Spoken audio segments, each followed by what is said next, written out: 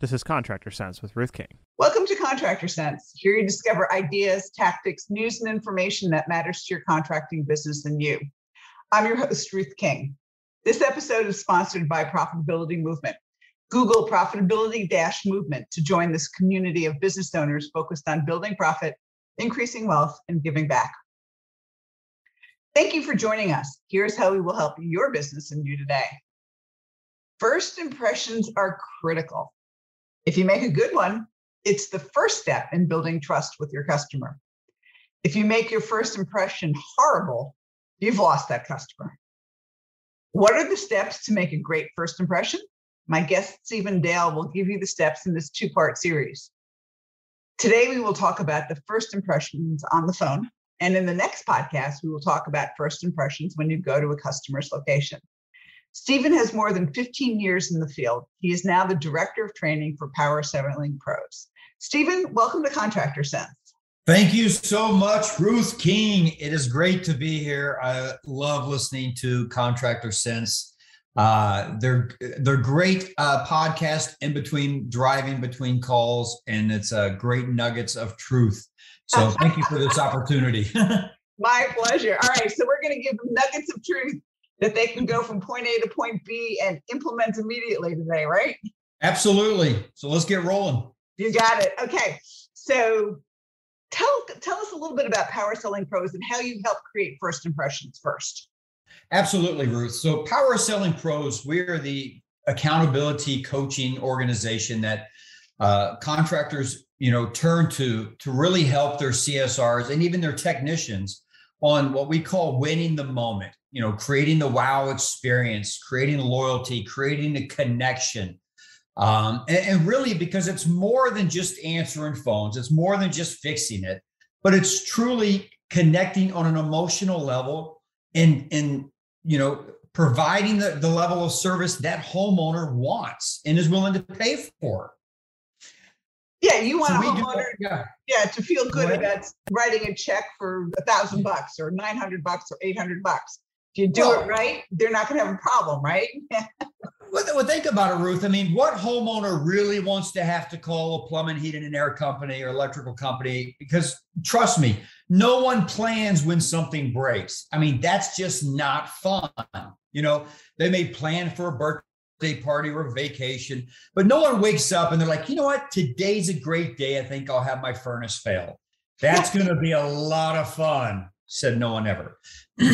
So I think it's important to understand where the customer's coming from, what their journey is like, which is probably some frustration. There may be stressed, overwhelmed, helplessness, fear, finances, safety, trust.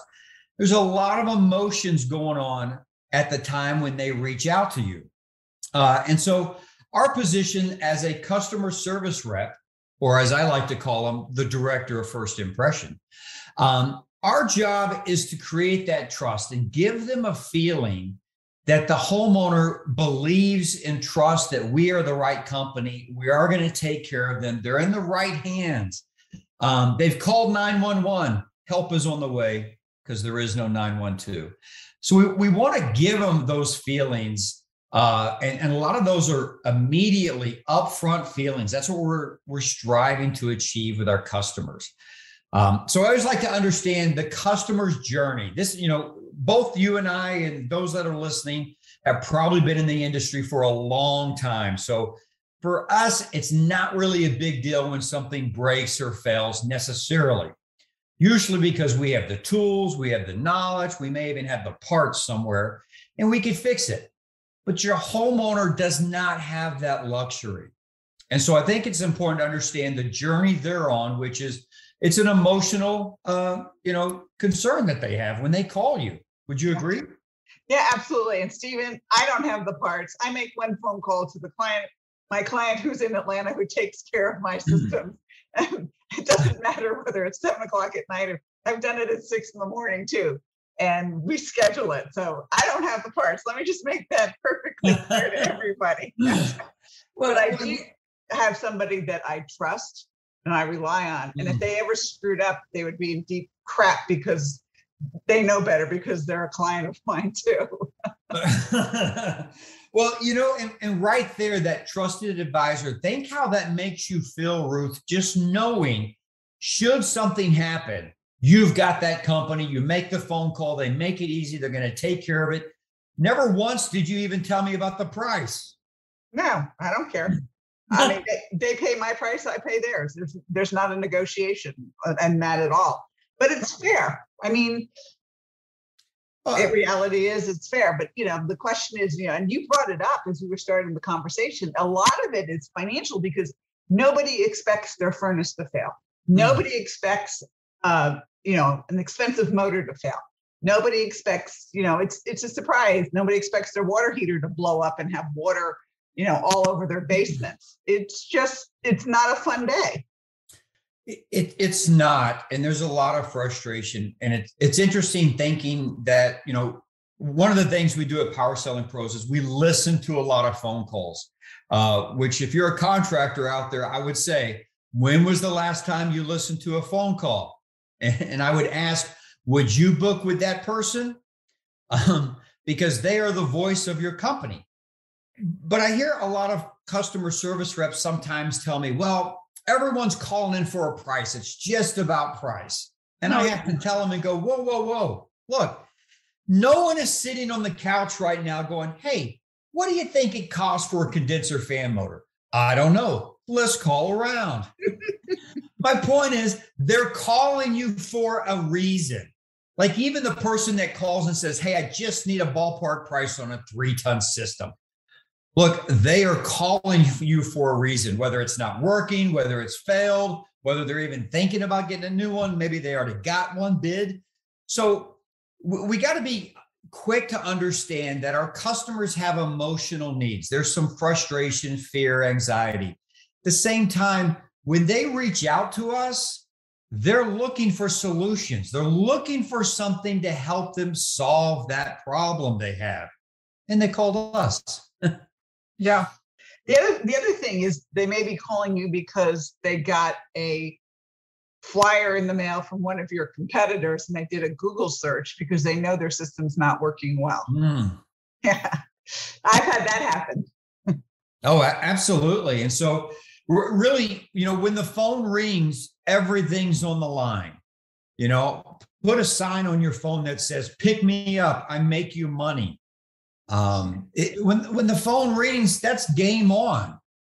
You've got to be in the right frame of mind, the great state of mind to take care of that customer. And seriously, Ruth, a lot of contractors, we give our CSRs all this busy work to do, and it's important work. Don't get me wrong. But then all of a sudden the phone rings and they're like, ugh. Yeah, I know. It's a great day at Awesome Heating and Air. This is Steven. Make it quick. Yeah. All right.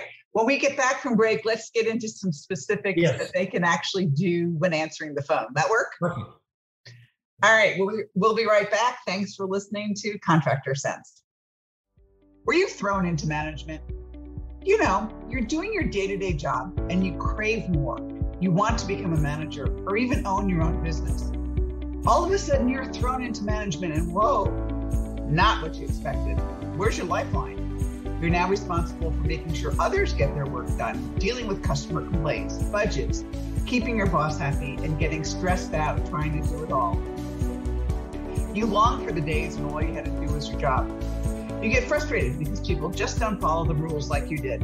How do you make them comply? And what if they quit? You know how to do the work, but do you know how to manage the work? Where do you get the skills you need to be a great manager, to run a profitable department, to actually enjoy work again?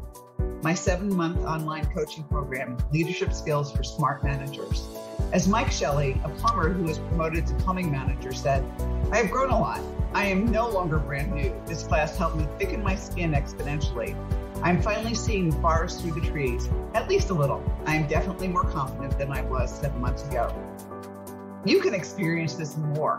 The next Leadership for Smart Manager class starts November 1st. Go to www.hvacchannel.tv or call us at 770-729-8000 to reserve your spot today. We're back. Thanks for listening to Contractor Sense. I'm talking with Stephen Dale, who is the Director of Training for Power Selling Pros. And Stephen, if somebody's interested in getting in touch with you, how do they do it? That's a great question. Thank you, Ruth. Simply go to powersellingpros.com, and the rest will just, it'll walk you through what, yeah. Yeah. All right. We're happy to have conversations, and the thing is, the unique thing about Power Selling Pros is we're a coaching company, but we provide any and everybody with all of our material. And we're going to set you up with success. The thing is, a lot of contractors are like, yeah, I don't have time for that. That's okay. That's where we come in, and we can help you with the coaching and training side of it. Well, cool. All right. So now let's get into some specifics. Speak much? No. But anyway, all right. Let's assume somebody has called you on the phone, and you can tell by the tone of their voice, if you're listening, that they are upset. They came home from work and it's, 100 degrees outside and their air conditioner quit. Or they come home from work and something doesn't seem right and they go downstairs in their basement and there's water all over the place because their water heater blew up. I mean, how do you handle those customers on the phone? Well, I think first of all, we got to take really specific steps to make sure that just our tone, our attitude is positive, because most of the time when a customer's calling in, they're not real excited. There's some frustration. So I think it starts by being positive. Positivity really is contagious. It attracts people. I think it's important to, be confident as far as, to listen.